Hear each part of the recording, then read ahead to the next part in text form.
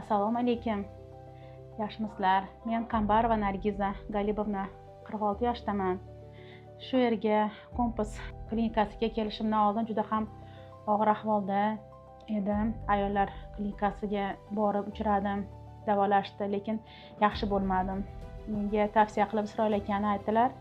Bu yerga kelib juda yaxshi taassurotlarga egaman. Meni kelgan kunimdan juda yaxshi qabul qilishdi. Darrov UZI analizlarni ko'rib, tekshirishib, operatsiya holatiga kelib qolganimni aytishdi. Ular tavsiyasiga binoan meni 2 kun oldin operatsiya qilishdi. U yerda juda ham yaxshi, yengil holatdan chiqdim. Unchalik qiyinchiliklar bo'lmadi. Hozirgi zamonaviy texnologiyalar orqali qilingan operatsiyadan men juda ham xursandman. Bu yerdagi sharoitlar juda ham yaxshi. Xodimlar, ayniqsa mana shu отделениyaning xodimi, ishchisi Isroil aka Abdurayimovichga men katta minnatdorchilik bildirmoqchiman.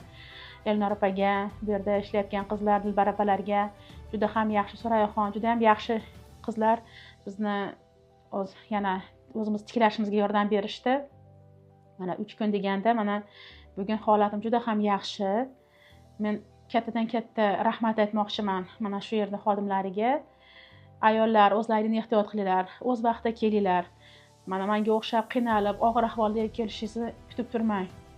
Bu yerda juda ham yaxshi spetsialistlar, malakali mutaxassislar ishlashar ekan.